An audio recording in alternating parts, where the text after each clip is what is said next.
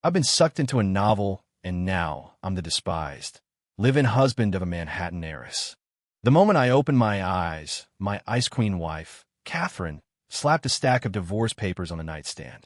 Sign them, then get the hell out of my house. The one that got away is coming back from Europe, she said, her voice dripping with contempt. You don't deserve to have my name any longer. I was about to ask for a generous settlement and disappear, but she just laughed. A worthless parasite like you won't see a single dime. That's when I got angry. There are two sacred rules in my book. You don't mess with my family, and you don't mess with my money. I don't have any family. So, I did a little digging and found her old Flames flight information.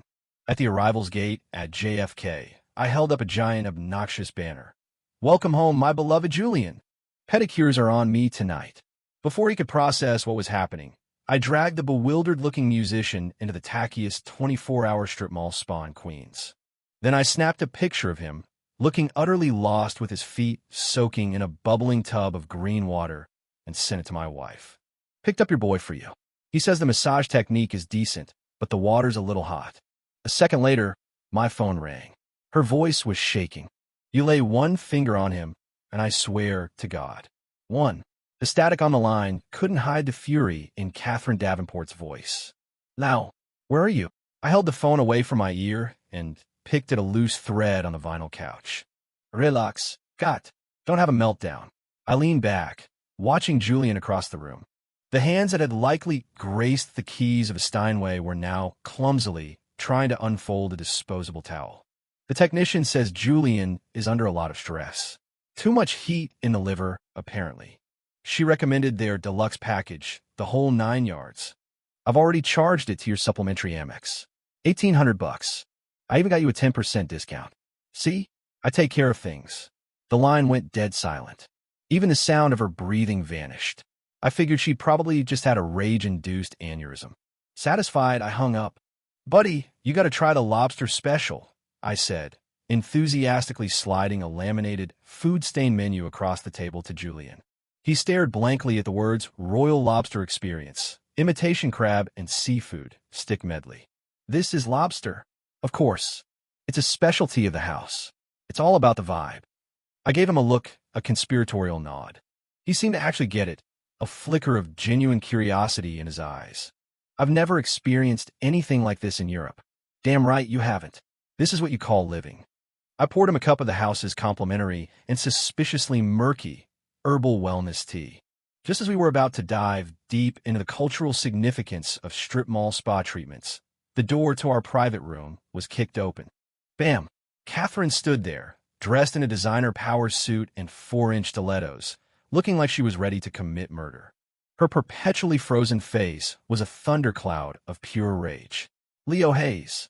She spat my name out like it was poison. I immediately held a finger to my lips. Sure, quiet down. You're going to scare my friend. I pointed to the flat-screen TV bolted to the wall. Reruns of Duck Dynasty were playing. It's getting to the good part. Julian and I were both clutching bowls of stale complimentary pretzels, completely engrossed. Catherine's gaze fell on me, and if looks could kill, I'd have been dismembered. Then, she turned to Julian, her expression instantly melting into urgent concern. Julian, are you okay? Did he do anything to you? She reached out to pull him away. But Julian actually flinched back, pulling his feet out of the water and looking at her with wide, innocent eyes. Catherine, you're here. This is actually pretty nice. Catherine's outstretched hand froze midair. She stared at Julian in disbelief. She looked at his feet, soaking in a bright red plastic tub filled with what looked like potpourri. She looked at the bowl of pretzels in his hand. Finally, her gaze landed on the TV, where a man in head-to-toe camouflage was arguing with his brother about squirrel hunting. For the first time in her life, Catherine Davenport's worldview showed visible cracks. Julian, you like this? Her voice sounded broken. Julian nodded earnestly. Leo says this is the flavor of the real world. He also said that all art is born from life, and that I need to experience more of it. I had to bite my cheek to keep from laughing out loud. This pure-hearted, naive artist was the best wingman a guy could ask for. Catherine was trembling with fury, pointing a finger at me, unable to form a complete sentence. No, you. I slowly spit a pretzel fragment onto a napkin. Me what? I'm helping your husband and your old flame build a friendship. Look, we're practically brothers now. From now on, if there's anything you're too embarrassed to say to him, I can pass along the message. So are you touched? Moved? Feeling the gratitude? Catherine's face cycled through a spectacular spectrum of white, to red, to a shade of purple I'd never seen before. She spun on her heel, her stilettos hammering an angry rhythm on the linoleum floor, and slammed the door behind her. I watched her go, feeling a deep sense of satisfaction. This was just the appetizer. Don't you worry, Cat. The main course is yet to come. 2. The next day, I was up bright and early. Catherine had already left for the office, leaving the massive penthouse empty except for me and the housekeeping staff. I dialed Julian's number. Buddy, you up? His voice on the other end was thick with sleep. Lau, it's so early. Early? The day is wasting. Get up. I'm taking you to experience some authentic local culture. I didn't give him a chance to refuse, just texted him the address. Half an hour later, I met Julian at the city's most popular late-night food truck rally.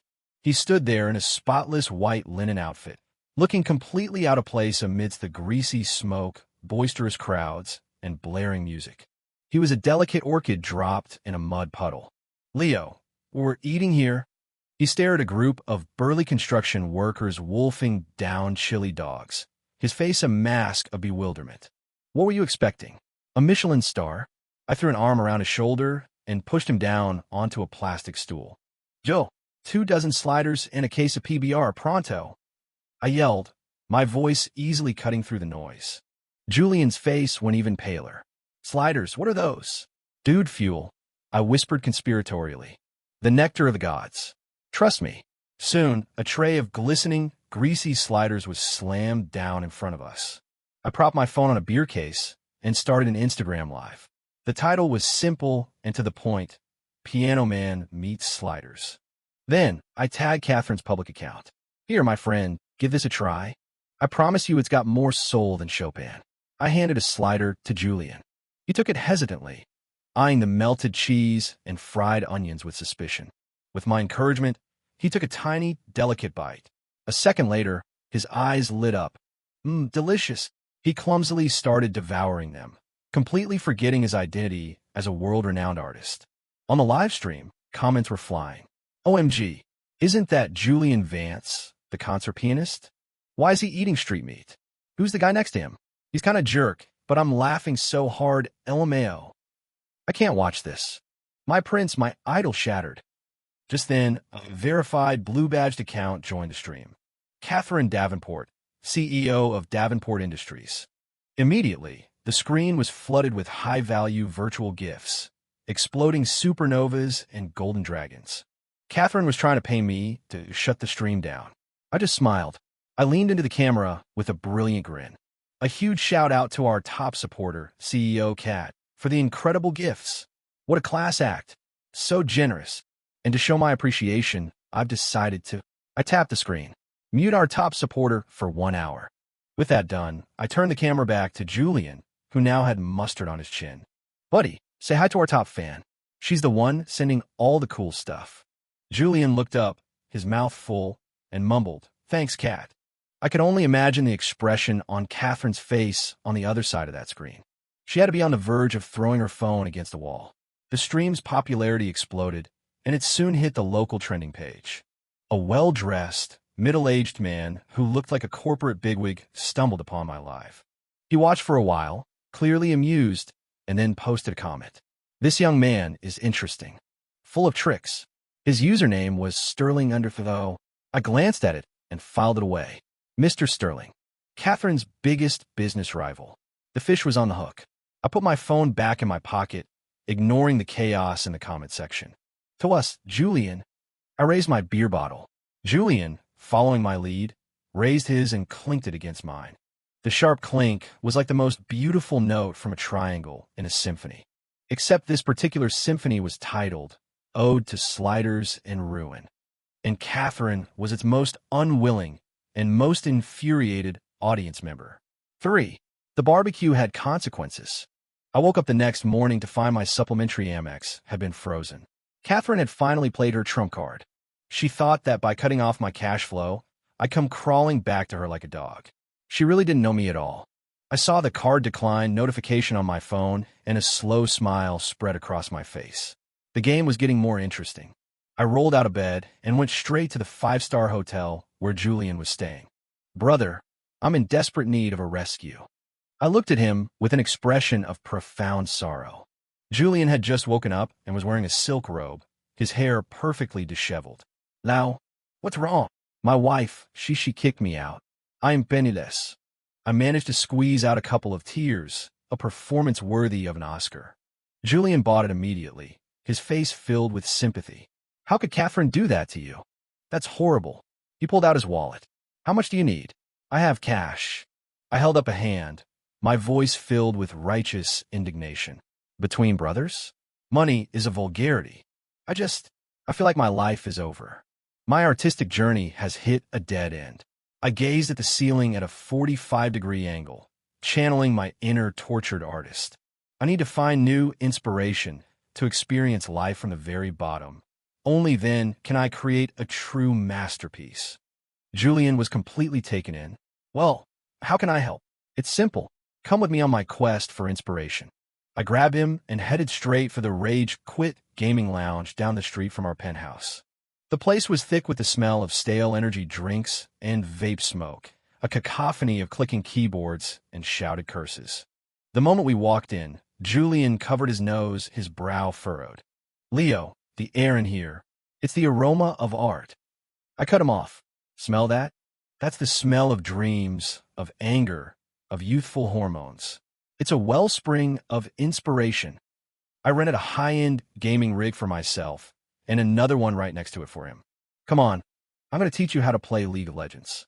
This is a crucial social skill for the modern man." I walked him through setting up an account and choosing a username. After a long moment of thought, he solemnly typed in "Piano Noob." I nearly choked. Next, I ordered the gaming lounge special, a cup noodles with a shriveled hot dog floating in it. Julian stared at the greasy styrofoam cup and once again fell into a deep, existential funk.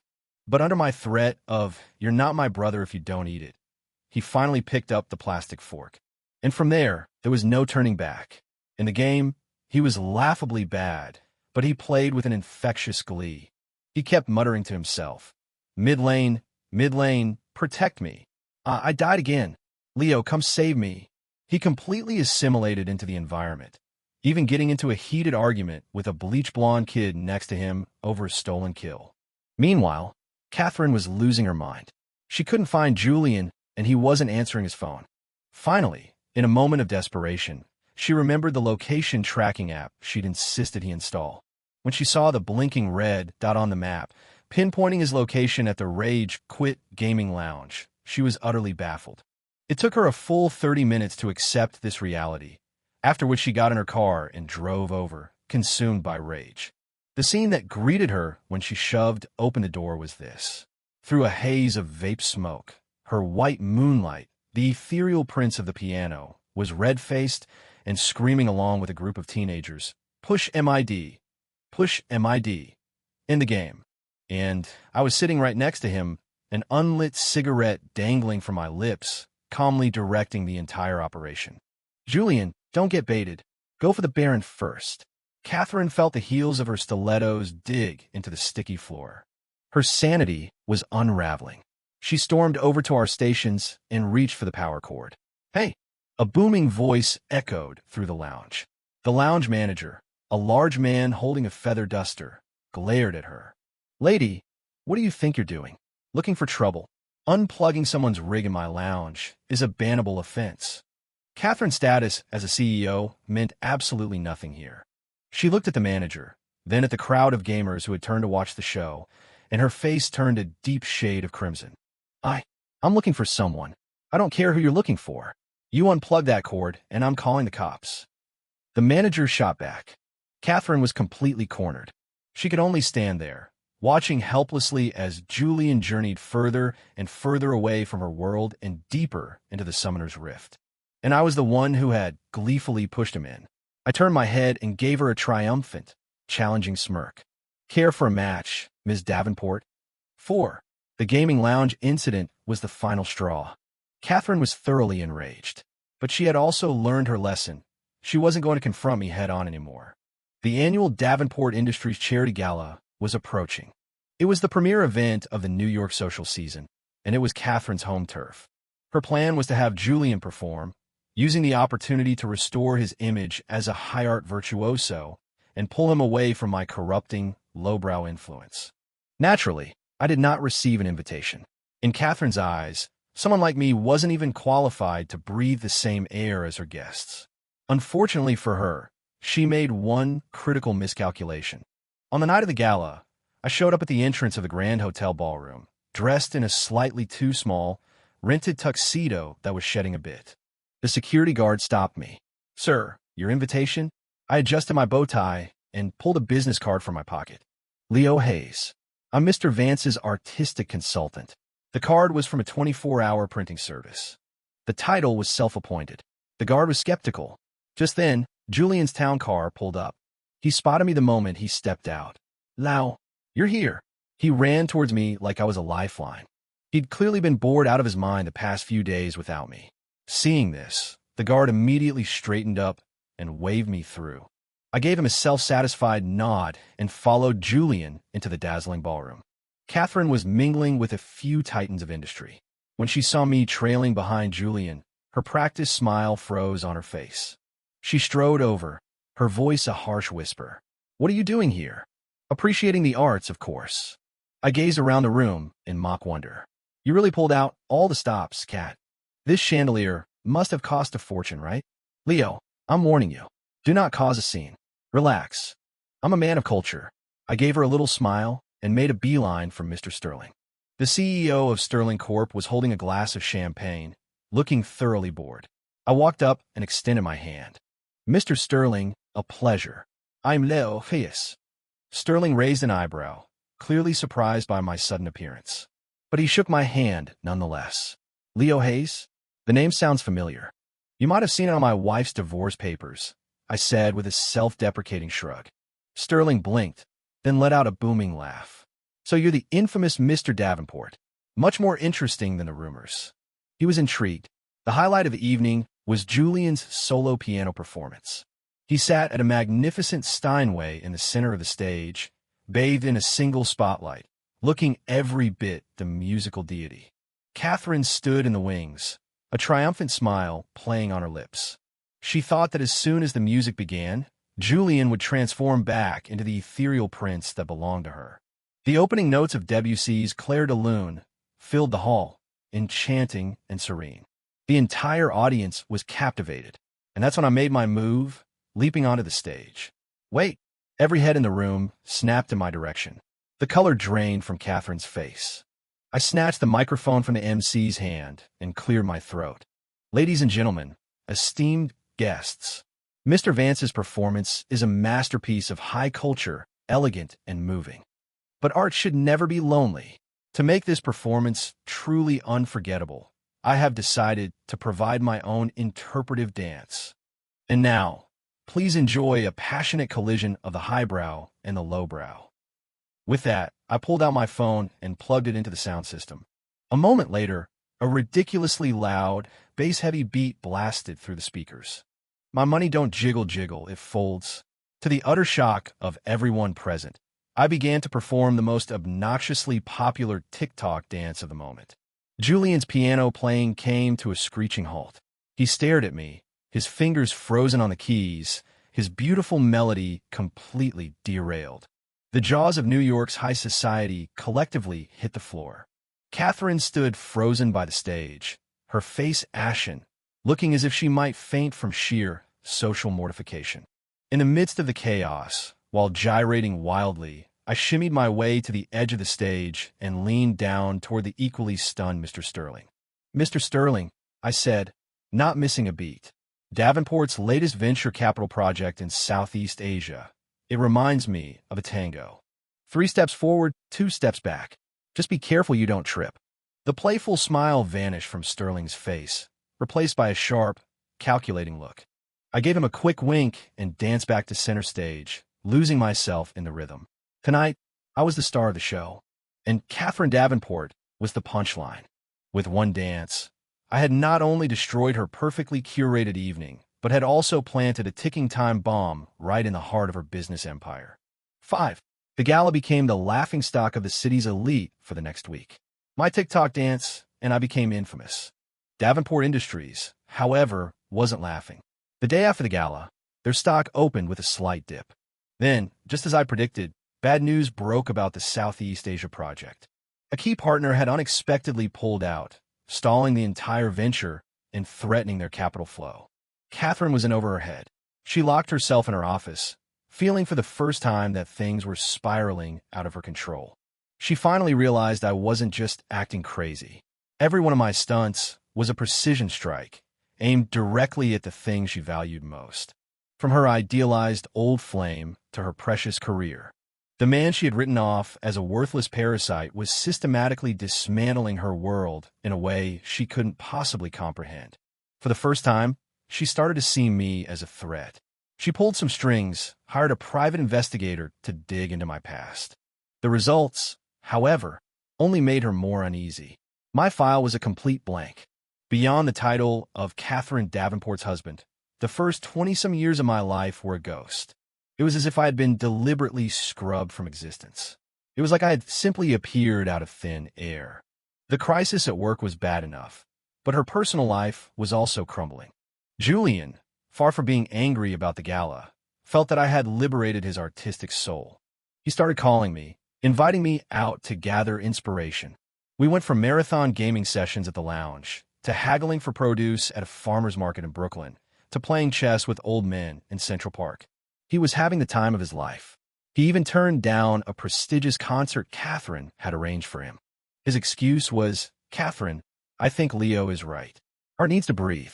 I'm feeling creatively drained, and I need to find inspiration in the real world." Catherine listened on the phone as Julian excitedly recounted how he had successfully haggled a bunch of scallions down from $2 to $150. For the first time, she knew what it felt like to be ignored. After hanging up, she stared out at the empty, silent penthouse and felt a strange new mix of emotions. Confusion, frustration, and a sliver of jealousy she refused to acknowledge. She was jealous of me.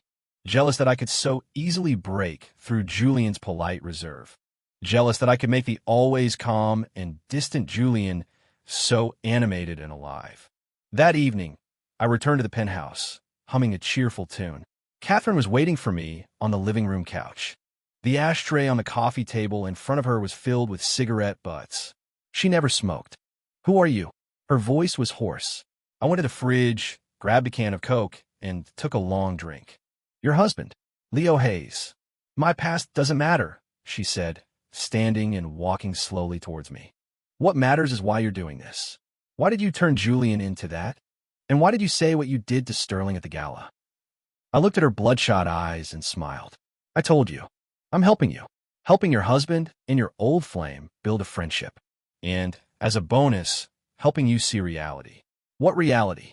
"The reality that your pristine, high and mighty paradise is more fragile than you think, and that the real world you look down on is the only one that truly exists." I finished the last of my Coke and tossed the can into the recycling bin with a perfect arc. "The game is just getting started, Cat. Good night." I turned and walked away, leaving her standing alone in the vast living room. For the first time, Catherine Davenport began to deeply question her own judgment. Was this man really just a lunatic?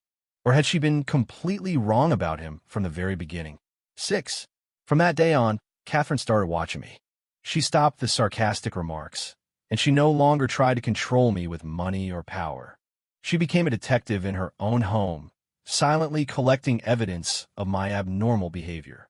She noticed I was no longer the lazy, good-for-nothing husband who slept until noon. I now woke up at 7 a.m. sharp. I would sit on the balcony, drinking coffee and reading the digital edition of the Wall Street Journal. The video game magazines on my desk were replaced with stacks of scratch paper filled with complex charts and figures that looked like some kind of secret code. One afternoon, she came home from work early and heard me in my study, speaking fluent German on the phone. She held her breath and crept closer to the door. She heard me complaining proficiently in German about something. Her heart tightened. Was I coordinating with some clandestine foreign organization? Then my next sentence gave me away. Yes, extra spicy and no cilantro. Please deliver it quickly. I'm starving. Catherine. I was ordering a German pork knuckle from a delivery service. Despite the anticlimax, the cloud of suspicion in her mind only grew thicker. This man was a walking contradiction. He could lounge around in board shorts and flip-flops, debating the finer points of a viral TikTok dance with me. And in the next moment, he could pick up a newspaper and dissect global macroeconomic trends. He was full of paradoxes, and it was dangerously compelling. A huge opportunity, or rather, a crisis, soon landed on Catherine's desk. A multi-billion-dollar overseas acquisition her company had been planning for months had stalled at the final stage. The CEO of the target company was an incredibly difficult old German man. He was immune to their charms, and 3 different negotiation teams from Davenport Industries had been sent packing. Catherine had been pulling all-nighters for a week, and she was starting to look haggard. One night, she came home, exhausted, and threw a thick binder of documents, all in German, onto the coffee table. I was on the balcony with Julian, enjoying the evening breeze. Julian was playing me a new melody. He'd composed on his phone, inspired by his trip to the farmer's market. Listening to the chaotic yet vibrant tune, I glanced at the binder and commented casually. This acquisition proposal looks like a high school business project. If it were me, I'd have it closed in 3 days. My voice wasn't loud, but it hit Catherine's ears like a thunderclap. She snapped her head up and stared at me. Under the balcony lights, my profile looked nonchalant, but the confidence in my words was undeniable. Julian stopped playing, his curiosity piqued. Leo, you know about mergers and acquisitions? A little, I said with a humble wave of my hand. Helped a few friends with similar deals in the past. Small stuff, really. Catherine's heart began to race. She looked at the pile of documents that had been giving her nightmares, then back at me. A wild, unthinkable idea began to form in her mind. She had never imagined that she would one day be pinning her hopes on the man she despised most. She realized she had never truly known who her legal husband was. He was an enigma. An enigma she was desperate to solve, but terrified to touch. Late that night, Catherine lay in bed, tossing and turning. From the next room, she could hear the sound of my steady breathing. For the first time, she felt that this cold, empty penthouse was a little less chilly because of my presence. And a lot more dangerous. 7. The next morning, for the first time in years, Catherine didn't go to the office. She was dressed in casual loungewear, holding a cup of coffee, and sat down on the couch opposite me. I had my feet kicked up, watching the morning news. Lao. She spoke, her voice laced with a tension she couldn't quite hide. I didn't even bother to look up. What's up? She took a deep breath, as if she had made a monumental decision, and pushed the German acquisition file towards me. You said yesterday that you could handle this deal. I'd like to hear your thoughts. It was the first time she had ever spoken to me with a tone of inquiry. I glanced at the file, then back at her. You want my consultation? All right.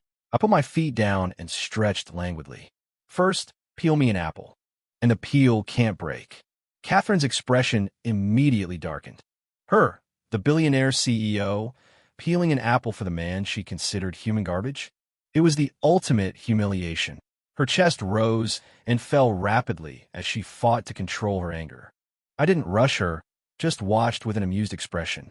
After a full minute, she bit her lip and forced out a single word through gritted teeth. Fine.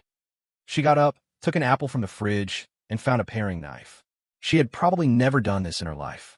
Her movements were clumsy and awkward. Several times, the peel was about to snap, but she managed to save it at the last second. 5 minutes later, a mangled, lumpy, but technically unbroken peeled apple was presented to me. I took it, didn't even look at it, and bit off a huge chunk. The crunch was loud and clear. Then, I casually tossed the apple to Julian, who had been watching the whole spectacle with great interest. Here, you can have it. Julian caught it out of reflex, a look of complete confusion on his face. Catherine's face went completely black. Leo, are you messing with me? Nope. I wiped my hands and picked up the file, flipping through a couple of pages. Consider it an appetizer. I pointed to a specific page, my tone casual. First, your offer is insulting. It's like you're trying to get rid of a beggar. Second, your partnership proposal is all about profit with no personal touch. That old German runs a family business. He cares about legacy. You're talking numbers. He's thinking about his grandchildren. Third, and this is the fatal flaw, your lead negotiator can barely speak German, and the translator you hired is a nervous wreck. The communication is inefficient, and it shows a complete lack of respect. With every point I made, Catherine's eyes grew wider. Her team had spent days in meetings and hadn't been able to diagnose the problem so accurately. It had taken me less than 30 seconds. I finished and tossed the file back on the table. That's it. Figure it out yourself. Catherine stared at me, dumbfounded, as if seeing me for the first time. How did you know all of that? How I know isn't important, I said, getting up to find some breakfast. What's important is that my consultation is over. Catherine snapped out of her stupor and quickly called after me. Wait. She pulled a black credit card from her purse and held it out to me. There's $10 million on this. Consider it your consulting fee. As long as you can help me close this deal, you can name your price. She was trying to solve the problem with money again. She thought that with enough cash, I would go back to being the compliant husband she could control. I looked at the black card and laughed. It was a scornful, mocking laugh. I didn't take it. Ms. Davenport, have you forgotten something? You were the one who said a worthless parasite like me wouldn't see a single dime. And now you want to buy me? Too late. I leaned in close, my voice a low whisper only she could hear. This is a knowledge-based economy now. And my consulting fee, you can't afford it. With that, I walked away, leaving her standing there, clutching that cold, useless piece of plastic, completely stunned. She discovered for the first time that money, her most powerful weapon, was utterly useless against me. From that moment on, the balance of power had shifted completely. 8. Ultimately, Catherine followed my advice and restructured the entire acquisition proposal. She personally led a new team to Germany. 3 days later, the news broke. The deal, miraculously, was done. The announcement sent shockwaves through Davenport Industries. Everyone was in awe of their CEO's incredible last-minute turnaround.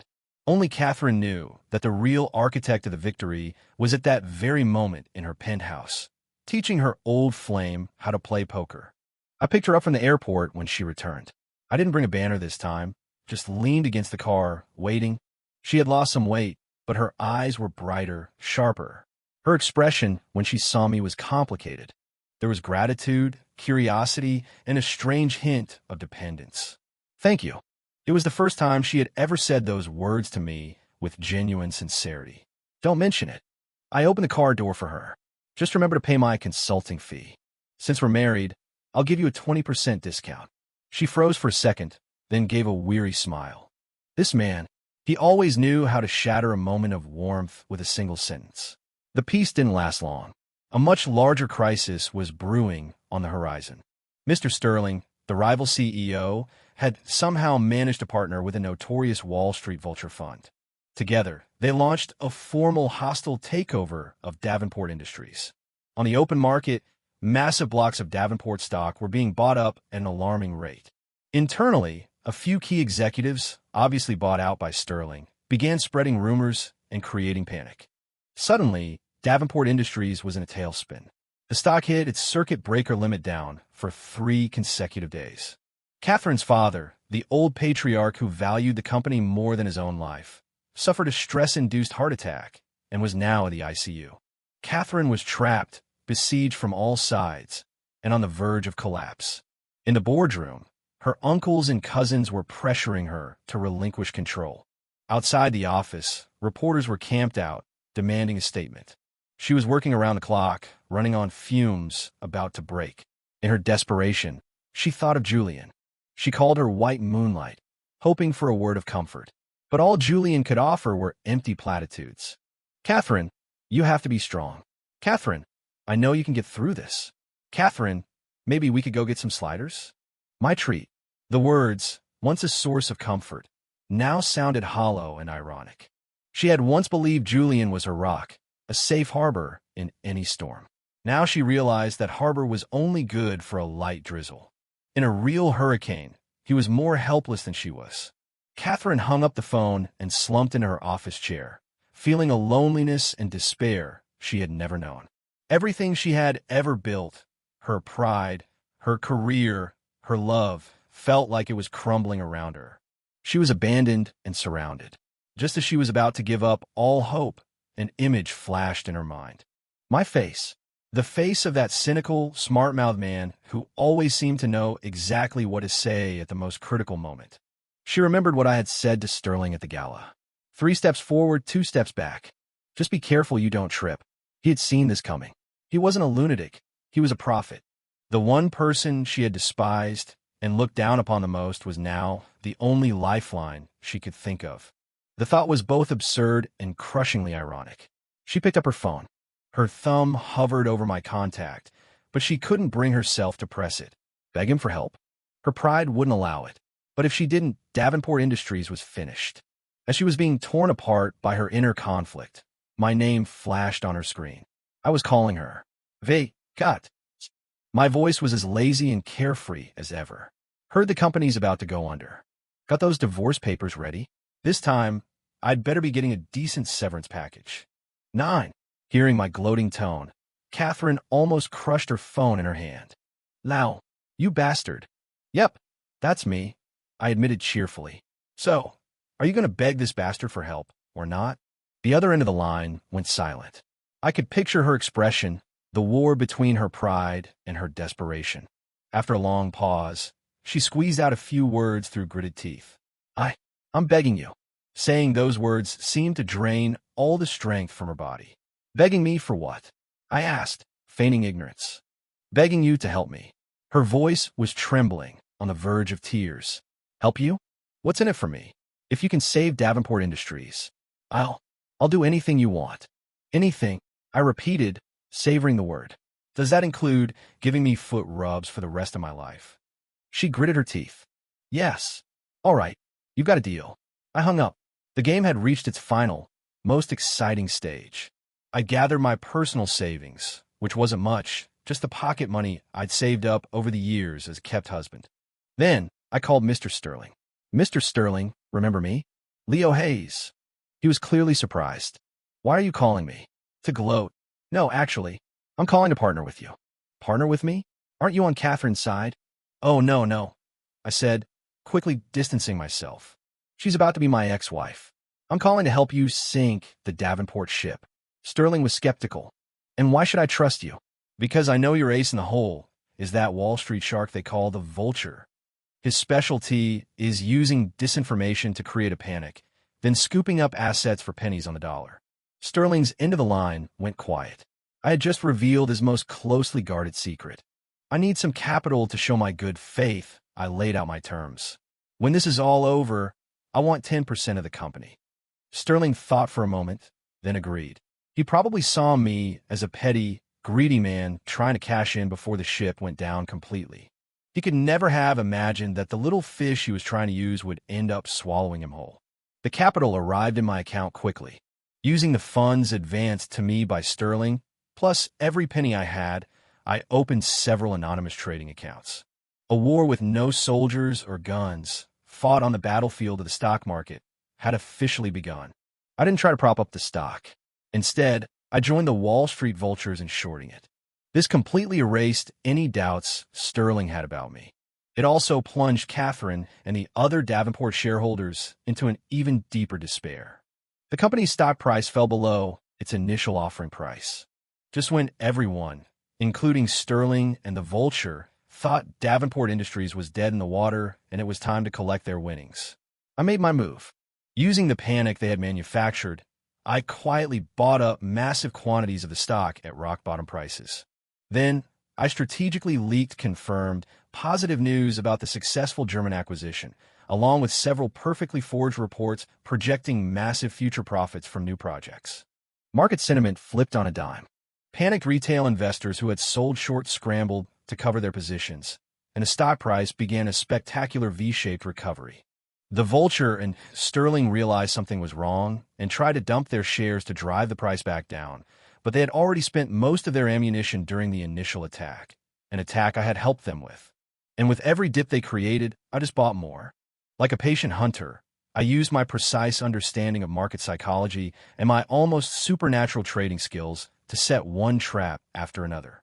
3 days later, Davenport stock had not only recovered all its losses, but had soared to a new all-time high. Sterling and the Wall Street Fund were left holding the bag, trapped in their short positions, facing catastrophic losses. The crisis at Davenport Industries had been miraculously averted by a mysterious, invisible force. Sterling was apoplectic, vowing to find the man who had outsmarted him, no matter the cost. And me? After making a fortune, I quietly closed all my positions and liquidated the accounts. I closed my laptop, my work done. From the kitchen, I could hear Julian attempting to play the theme from The Godfather on the piano. He'd recently gotten into mafia movies. I stretched. I was getting hungry. It was time to go collect my consulting fee. 10.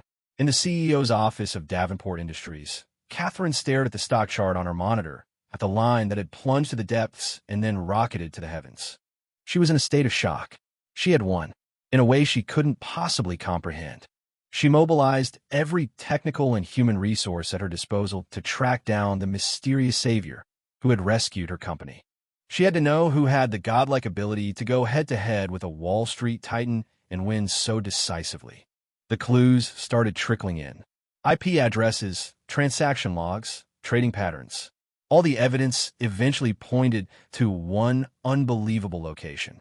The high-end gaming PC in her own home, the one I used to play League of Legends. When the head of her IT department, hands trembling, handed her the final report, she stared at the familiar IP address and the dizzying log of transactions, and her mind went blank. The report stated, in no uncertain terms, that the mysterious market genius who had commanded billions of dollars and played the vulture like a fiddle was her husband, Leo Hayes. The man she had mocked as a worthless parasite, the man whose face she had slapped with divorce papers, the man she had cut off without a dime. The sheer absurdity and shock of it all washed over her. Her mind just stopped. It turned out the man who taught Julian to appreciate Duck Dynasty in a cheap spa really did understand the Royal Lobster experience. The man who live-streamed himself eating greasy sliders really could attract the top donors. The man who commanded digital armies in a gaming lounge really did understand strategy. The man who did a viral TikTok dance at a black-tie gala really could see through complex business risks. The man who made her peel him an apple really was qualified to be a consultant she couldn't afford. He wasn't a lunatic. He was just showing her his world in a language she refused to understand. And she, time and time again, had treated him like a joke. Catherine grabbed the report and ran out of her office, ran home as fast as she could. She burst through the door of the penthouse and stormed into the study. And there, she saw a scene she would never forget for the rest of her life. The stock market god who had just saved her entire family fortune was sitting cross-legged on the floor, arguing heatedly with her white moonlight over a game of Who's the Spy? You're the spy. Your word was definitely ramen, and mine was spaghetti, I yelled, pointing an accusatory finger at Julian. It was not. My word was udon. You're the spy, Julian retorted, his face flushed. The immense absurdity of it all, combined with a tidal wave of regret, completely overwhelmed Catherine. She looked at me, the man she thought she knew, and felt like she was looking at a total stranger. She thought she had married a speck of dust. She never realized he was a diamond, just covered in a thick layer of grime. A diamond that she, personally, had thrown into the mud and stomped on, over and over again.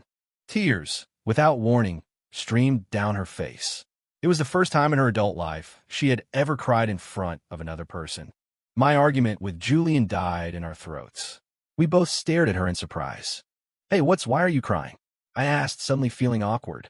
Did the company go bankrupt after all? Don't worry, I'll take care of you and Julian from now on. Julian looked at her with concern. Catherine, please don't cry. Did Leo do something to you again? I'll punch him for you. Catherine didn't say a word. She just stared at me, tears flowing like a broken faucet. Finally, her voice choked with sobs, she managed to say one thing. Leo, I'm sorry. I froze. Then, a slow, knowing smile spread across my face. Oh, so she found out. 11. After discovering the truth, Catherine had a complete breakdown. But it was a different kind of breakdown. She started pursuing me relentlessly. The next morning, I walked into the garage to find a brand new Bugatti Veyron with the keys sitting on the roof. I whistled, hopped in to test the seat, then tossed the keys to Julian. "It's yours, buddy. Welcome to the Car Owners Club. Don't forget to register it." Julian.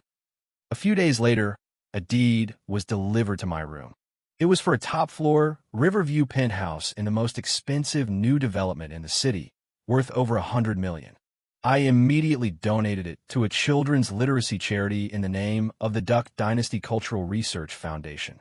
Then, she brought me the papers for a 20% stake in Davenport Industries. As she watched, I folded the billion-dollar document into a paper airplane and sailed it off the balcony. "Kat, did you forget? I'm not interested in money." Catherine looked at me, her eyes red-rimmed. "Then what do I have to do for you to forgive me?" She started trying to cook, preparing elaborate meals for me every day. I took one bite of her braised short ribs, then spit it into a napkin in front of her. "Way too much salt. It's inedible." She swallowed her pride completely, preparing a hot foot bath for me every single night, with a fresh towel laid out. I dipped my toe in, then immediately pulled it back out. "It's scalding hot. Are you trying to cook my feet?"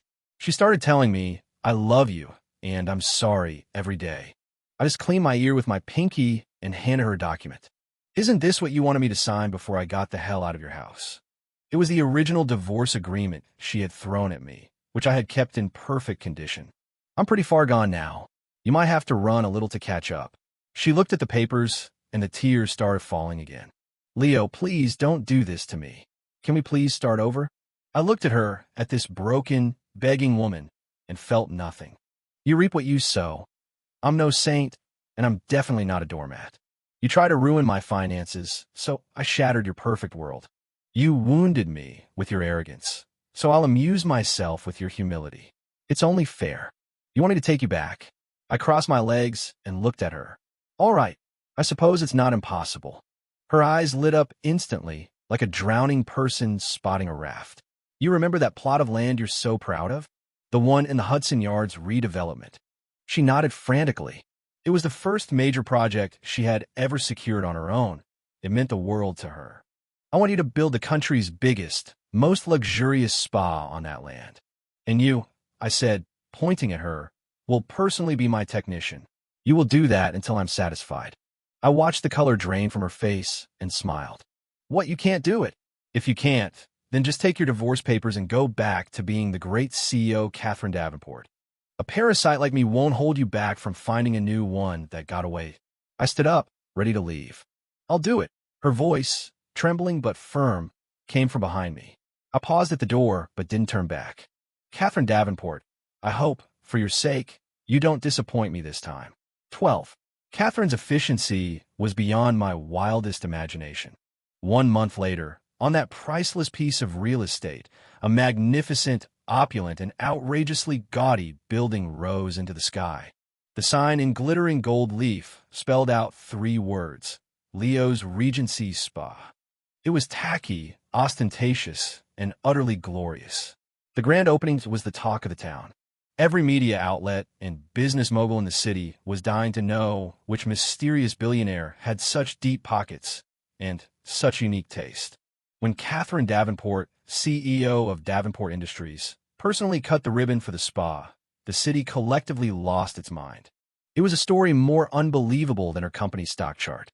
As the silent owner, I was lounging in the most exclusive VIP suite, sipping tea. Julian sat at a grand piano in the corner, providing musical accompaniment. He was now the resident artist at Leo's Regency. Mr. Sterling was there too, proudly holding the very first membership card. He treated me like a long-lost father now, calling me Master Hayes and constantly scheming to poach me from Catherine. The door to the suite opened. Catherine walked in. She had traded her power suit for a custom-tailored, purple technician's uniform. The fabric was high quality, and the cut perfectly accentuated her figure. But the name tag, Technician Number 88, Catherine, was glaringly conspicuous. She carried a basin of steaming water, walked over to me, and knelt down. Her movements were still a little clumsy, but her eyes were focused and sincere. "Mr. Hayes, the water temperature is ready. Please enjoy your foot bath." Her voice was no longer cold and imperious, nor was it tinged with the desperation of the past few weeks. It was calm, steady, and filled with a quiet reverence. I placed my feet in the water. The temperature was perfect. She began to massage my feet. Her technique was unpracticed, the pressure a little off. But I didn't criticize her this time. I looked at her bowed head and her serious expression. This woman, who had once stood on a pedestal and looked down on me as if I were nothing, had truly let go of everything for me. Her pride, her career, her status. In that moment, the last bit of resentment in my heart finally dissolved. I reached out and gently tilted her chin up, making her look at me. "Technician Catherine." "Yes," she asked, looking at me nervously. "Your technique is pretty good. You've got potential." She stared at me, stunned. Then, her eyes began to well up. I smiled. "However, this establishment is still missing one thing. A lady of the house. And my marital status is also currently occupied. Are you interested in filling that position again?" The tears finally fell. But this time, they were tears of joy. She didn't speak, just nodded her head fiercely. The evening sun streamed through the floor-to-ceiling windows, casting a golden glow over both of us. We had just entered into a new, and much more interesting, unequal treaty. From now on, the great CEO, Catherine Davenport, would command boardrooms and conquer markets by day. And at night, she would continue to give me foot rubs. Only this time, she was more than happy to do it. And as for me, I was more than happy to let her.